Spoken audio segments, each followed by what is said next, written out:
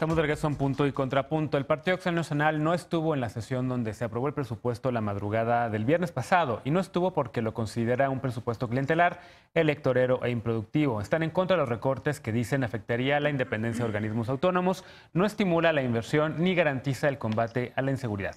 Acción Nacional llamó a arreglar el presupuesto y convocó a integrar un frente común entre quienes tampoco están de acuerdo con la designación de recursos aprobados para el próximo año. Veamos el contexto. El pasado viernes, en una sede alterna, los diputados aprobaron el presupuesto de egresos de la Federación 2020. Morena y los partidos que integran su alianza aprobaron el dictamen en lo general con 301 votos a favor y 78 en contra. El PAN no estuvo en la sesión. El presidente nacional de ese partido, Marco Cortés, calificó el presupuesto como clientelar, electorero e improductivo y convocó a instituciones, empresarios, sindicatos y miembros de la sociedad civil para integrar un frente común por México en contra del presupuesto, mientras que el titular de la Secretaría de Hacienda, Arturo Herrera, consideró que el presupuesto aprobado mantendrá finanzas sanas y estabilidad económica en México. Cortés señaló que castiga a la sociedad porque condena la seguridad, el campo, la salud y el empleo, porque no apoya a los sectores productivos como el turismo y las micro, pequeñas y medianas empresas. Señaló también que se requiere arreglar la inseguridad y enfocar el presupuesto en proyectos de inversión que generen trabajo. Dijo también que la reducción al presupuesto de la Fiscalía General de la República y a la seguridad en los municipios afectará la seguridad y que el recorte de 3,000 millones de pesos al sector salud agudizará la falta de medicinas. El líder panista apuntó que hay una intención del gobierno federal para debilitar y controlar a los organismos autónomos para evitar los contrapesos y que su buen funcionamiento estará en riesgo. El INE tuvo una reducción de poco más de 1,000 millones de pesos en su presupuesto operativo, un 9% menos de lo solicitado. El instituto señaló que era el recorte más grande en sus 29 años de historia, pero que no dejará de entregar la credencial para votar y garantizará elecciones transparentes y confiables. Punto y contrapunto. Tercer y último tema a discutir esta noche y empezamos contigo, Jorge Andrés, porque creo que eres el único emocionado de hablar del tema de presupuesto en esta mesa, el único nerd que se ha puesto a ver rubro por rubro, que ha publicado, que le ha dado seguimiento y qué bueno que lo haces. En general no es un tema sexy, no es un tema que guste, pero es un tema importantísimo y muy relevante. Decías en el primer bloque que no hay una conexión entre el gobierno federal y el gobierno de la Ciudad de México por el tema de cómo el gobierno federal, el gobierno de México está quitándole muchos recursos a temas indispensables como la prevención, la prevención de la violencia, el combate a la violencia de género, la prevención de adicciones, etcétera, etcétera. ¿Cómo viste este presupuesto? El viernes pasado hicimos una mesa aquí en Punto y Contrapunto con legisladoras y legisladores.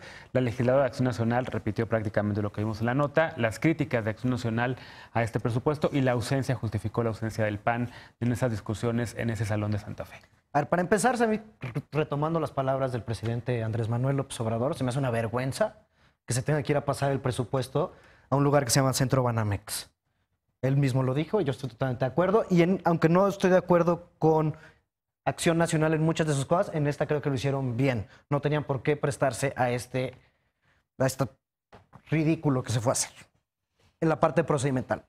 Ahora, este presupuesto de saque es totalmente irrisorio. Los supuestos sobre los que estaba construido ya sabemos que son mentiras. Dice que la economía va a crecer. Pues ya vimos este año que la economía no creció. Que Pemex va a producir 1.9 millones de barriles al día. No, está produciendo 1.6. Ya nos echamos la mitad del Fondo de Estabilidad Fiscal. Entonces, los supuestos en la parte de la ley de ingresos que soportan la ley de ingresos son totalmente irrisorios y no tienen ningún sentido. Entonces, sabemos que esto no va a pasar, para empezar, ¿no? Después, incluso en temas que le deberían de interesar a este gobierno, la inversión pública baja respecto a históricos como proporción del PIB. Entonces, también es un presupuesto bastante neoliberal, si me apuras. Y finalmente, le quitan muchísimo presupuesto a todos los entes autónomos que ellos no controlan. Ya vimos hoy una serie de tweets de Lorenzo Córdoba diciendo pues, que el INE va a tratar de sacar el presupuesto, pero ya le están quitando mucho comparado a 2017, que es donde lo hay que compararlo, porque es el año previo a un proceso electoral. No quiere decir que no haya excesos en el INE, etcétera, pero 1.500 millones de pesos es mucho dinero. Le estamos quitando dinero. A la Fiscalía Anticorrupción casi la dejaron sin un peso. Entonces, ¿porque ya no hay corrupción o por qué? A la Fiscalía en general también le quitan dinero, a la Judicatura, a la Suprema Corte, y se lo dan a los programas prioritarios del gobierno, como Sembrando Vida, la pensión de adultos mayores, que esa yo la celebro mucho, pero... Y Jóvenes Construyendo Nuestro Futuro no se lleva más, pero los programas insignia, digamos, ¿no? Que todo gobierno tiene la facultad de orientar el gasto y el presupuesto como quiera, ¿no? Por supuesto. Dependiendo de su ideología, dependiendo de quién No, y sea el tiene la poder y mayoría demás, ¿no? para pasarlo en el Congreso. Ahora, también parte del problema que se armó la semana pasada es que hay que tomar en cuenta que estos son los primeros diputados que se van a poder reelegir. Sí, sí, sí. Entonces, estos diputados, como pasa en todos los países del mundo, quieren llevar agua a su molino. Claro. Entonces, parte del problema que tuvo Mario Delgado para cerrar esta negociación la semana pasada es que no daban las cuentas, y eso ya con supuestos bastante generosos. Vamos a ver en qué termina esto del año que entra, porque ya vimos los datos económicos de este año hoy.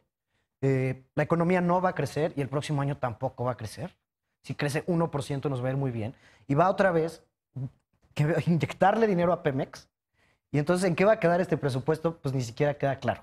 Pero lo que queda claro es que el presidente está quitándole poder a los autónomos para traerlo y centralizarlo a sus programas, que pues ahora dice que ya van a tener reglas de operación, pero pues estamos a 25 de noviembre y no hay reglas para el año que entra. Quitarle dinero al INE no te parece una buena idea. No, ni a la Con todo lo judicatura. oneroso que es, con muchos, y también los partidos políticos. Durante muchos años, muchos colectivos hemos empujado que se le baje el dinero a los partidos políticos. Una cosa es a los partidos y otra Sí, cosa es al al INE. INE. Pero el INE también. El INE es de los institutos electorales más caros del mundo. No, venimos de una historia donde no teníamos confianza en la democracia. Mira, el pasado 1 de julio, bueno, anterior, Sí. ganó Andrés Manuel López Obrador con la legitimidad que daba un proceso electoral justo. Con un proceso donde... Pero no gracias al INE, fue gracias a la... No, sí fue gracias masiva al INE porque reacción 1,5 popular. millones de mis ciudadanos fueron a las casillas a contar los votos y sacó el 53% de ellos, 30 millones Andrés Manuel López Obrador. Eso no se construye de la noche a la mañana. Se lleva construyendo 30 años. Sí, pero Y eso no puede ser justifica que caro. sea la democracia más cara del mundo. A ver, Peña Nieto ganó con 7 puntos Además, de ¿qué otra diferencia. cosa? Y también ganó, fue presidente. Felipe Calderón con .56, Fox con 3, Pues eso- 4%. Eso es la democracia, gana el que tiene más votos y contar los votos cuesta. Bueno, a veces Más democracia en un son un país coche. plagado de corrupción como es este, Sí. con todos los intereses que están metidos en nuestra incipiente democracia, yo creo que si en un lugar hay que invertirse en eso. Ok. ¿Te gustan los recortes? ¿No te gustan los recortes? ¿Qué le ves bueno al presupuesto? ¿Coincides con Jorge Andrés? ¿Crees que el PAN va a generar un consenso para armar un frente en contra del presupuesto?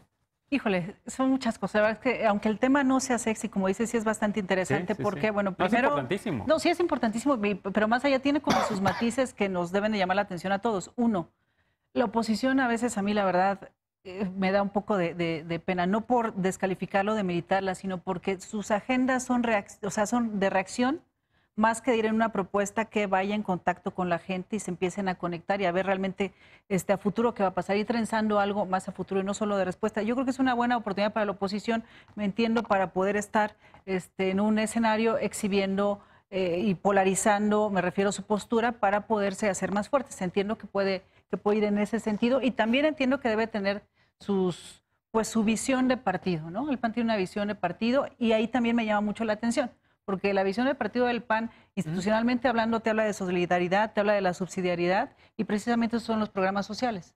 Nunca te está hablando de temas de inversiones pública en infraestructura, no te habla de eso. Entonces me llama mucho la atención por eso. Ahora, en cuanto a los recortes al INE, pues al INE se le recorta y vale la pena que la gente lo sepa bien. Se le aumentaron 1,000 millones de pesos. El recorte fue sobre la propuesta que ellos mandaron. Bien decías hace rato, claro, hay que compararlo en 2017 porque fue previo al último proceso electoral que hubo.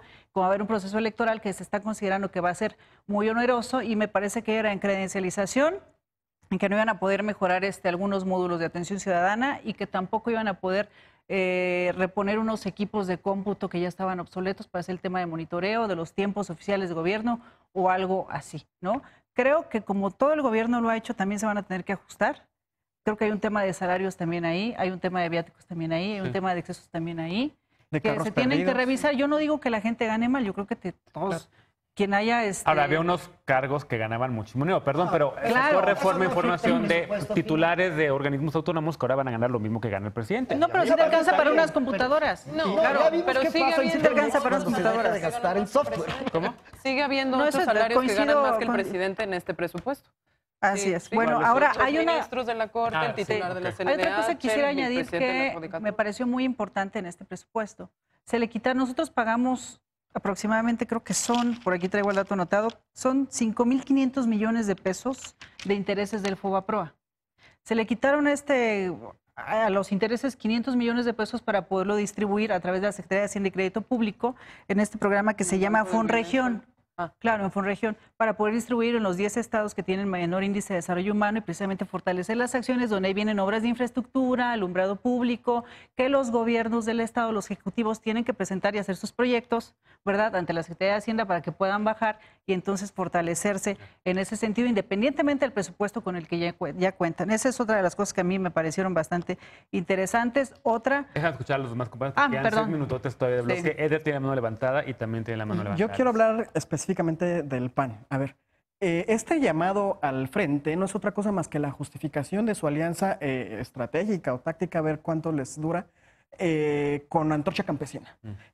Algo que radicalmente modifica este presupuesto es que se acaba con los gestores, que al final son los que se quedaban con el 80-90% de los presupuestos en beneficio de la población, ya se está eliminando ese puente que existía históricamente. Y la alianza que generan el PAN y Antorcha Campesina para presionar al gobierno federal, y que fue por lo que tuvieron que irse a otra sede para no confrontarse, no tener que ver, o no, más bien por su convicción de no reprimir a nadie el gobierno, se van a otra sede. Y el PAN decide dejar vacío un espacio en donde pudieron haber argumentado y pudieron haber defendido su posición. Lo dejaron vacío y después mediáticamente generan estos posicionamientos para, insisto, justificar esta alianza estratégica con un grupo que es profundamente clientelar y profundamente corrupto. Creo que para evitar que los presupuestos caigan en la tentación del clientelismo, la solución es muy concreta y ya está la propuesta, que se universalicen los programas sociales. Si se universalizan, como sucedió en la Ciudad de México, no pueden condicionárselos a ningún sector poblacional beneficiado. Ahí está la propuesta que hizo el presidente de la República, que la impulsó desde cuando fue jefe de gobierno en la Ciudad de México, y de esa manera entonces evitamos que en cualquier momento este o cualquier otro gobierno caiga en la tentación del clientelismo, y además se genera un beneficio social muy concreto, sobre todo para las personas adultas mayores o personas con discapacidad de infancias. Entonces ahí están las propuestas. Yo difiero de lo que dice Jorge sobre que justo como es hay un sistema profundamente corrupto en general en el país, hay que invertirle más y meterle más dinero a los organismos como el INE. Si se le da al Instituto Nacional Electoral más dinero porque es muy corrupto, pues nada nos garantiza que se combata la corrupción. Solo se le redujo de lo que pidieron, no de lo que tenían, sino de lo que estaban pidiendo, se le redujo el 4% del presupuesto. Y el propio Córdoba ha dicho que no afectará a las funciones fundamentales del instituto. Tienen que entrarle también a la dinámica de la austeridad republicana. Y es injustificable que la nuestra sea una democracia de las más caras del mundo. Sí.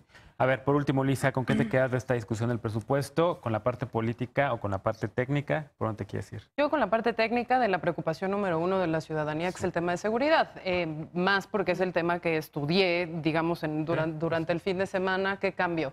Yo te diría que beneficiarios y perdedores. Beneficiarios, pues permanecen, digamos, los presupuestos crecidos de Sedena y Marina. La Secretaría de Seguridad Ciudadana solo ve reflejado un aumento de alrededor del 1%, pero es importantísimo decir que ese 1% no es un aumento neto, en tanto que hay nuevas obligaciones que salieron incluso publicadas en el Diario Oficial de la Federación esta semana, como por ejemplo en materia de Registro Nacional de Detenciones, ¿no? Hoy en día ya vamos a tener para los civiles una obligación más, que incluso es extensiva a los militares, de registrar todas las detenciones, tener una base de datos compartida.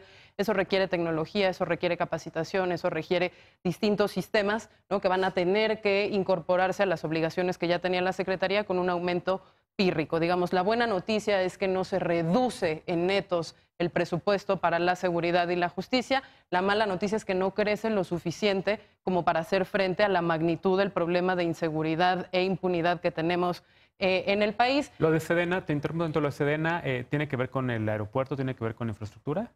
Sí, digamos, Sedena y Semar lo que guardan son sus sobresueldos para hacer las tareas de seguridad pública que llevan cobrando desde Felipe Calderón. Eso no se ve realmente una reducción. ¿Por qué? Porque los sueldos de la Guardia Nacional siguen estando en Sedena, porque la Guardia Nacional siguen siendo efectivos de Sedena. Entonces, por lo tanto, ahí no hay un cambio sustantivo, insisto, el cambio chiquitito viene en la Secretaría de Prevención de Seguridad Ciudadana y con nuevas obligaciones va a haber que observar si eso queda. Y lo que decía Tuti es importante con respecto a la reelección de diputados porque hubo... Tuti es Jorge Andrés. Así le Perdón, decimos los cuates. Jorge Andrés. Porque, digamos, sí lograron negociar un aumento de 1,000 millones para el Fortaseg, que es uno de los subsidios federales a los municipios, que se dan precisamente para el fortalecimiento de las tareas de seguridad pública, y eso es dinero contante y sonante que sí llega a los distritos de cada uno de los diputados. Entonces, por eso es importante hacer la reflexión de si se podían o no reelegir, y fue una de las rebatingas que tuvo Mario Delgado, incluso que se los tuvo que llevar a comer, por ahí andaban negociando en una cadena restaurantera. Rápido, porque nos tenemos que ir, por favor. Me parece, rapidísimo, nada más, la última cosa es, el mismo presidente había dicho que de los fondos que se van federales a los municipios, se iba a etiquetar el 50% para hacer el tema del plan de desarrollo de policial a nivel municipal. No se modificó eso con respecto al proyecto del presupuesto de egresos de la Federación y quedó etiquetado únicamente el 20%, de manera que vamos a tener que seguir demandando que el tema de fortalecimiento de las policías municipales se vuelva realidad, porque otra vez no quedó, incluso cuando lo había pedido el presidente. Bueno, pues con eso nos quedamos con la discusión del Ahí está la presupuesto. oposición. Lo vamos a tratar de recuperar La en los bancada próximos oficial. días.